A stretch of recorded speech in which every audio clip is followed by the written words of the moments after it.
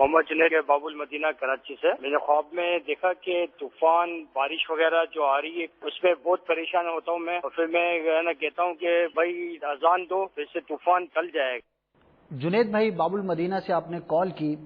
اور جو آپ نے خواب بیان کیا اس کی تعبیر علاقے پر سخت خوف طاری ہونے سے ہے۔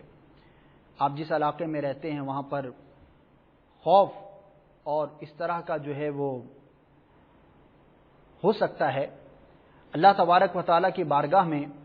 آپ خوف سے نجات کے لیے دعا کیجئے، نہ صرف اپنے لیے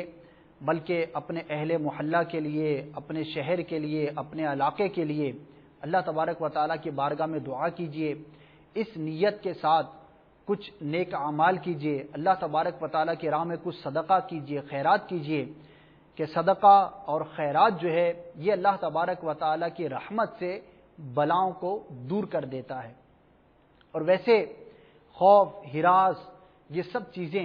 ان کی ایک بنیادی وجہ گناہوں کی کثرت ہوتی ہے، کہ جس علاقے میں اللہ تبارک و تعالیٰ کی نافرمانیاں بڑھ جائیں، گناہ بکثرت ہوتے ہوں، برائیاں بہت زیادہ پھیل جائیں، تو وہاں پر اس طرح کا ایک مجموعی خوف اور ہراس وغیرہ طاری ہو جاتا ہے۔ تو الحمدللہ دعوت اسلامی کا مدنی ماحول ہمیں نیکیاں کرنے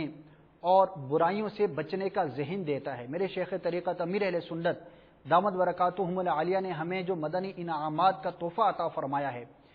اس کو، رسالے کو حاصل کریں اور اس کے مطابق عمل کرنے کی کوشش کریں۔ انشاءاللہ عز و جل گناہوں سے بچنے اور نیکیاں کرنے کا ذہن بنے گا، اور جب نیکیوں میں رغبت ہوگی، ہمارا معاشرہ نیک ہو جائے گا، اچھا ہو جائے گا، بہتر ہو جائے گا، تو پھر اس طرح کی چیزوں سے بھی ہماری حفاظت رہے گی۔ تو آپ کو میرا مدنی مشورہ ہے کہ آپ باب المدینہ میں رہتے ہیں،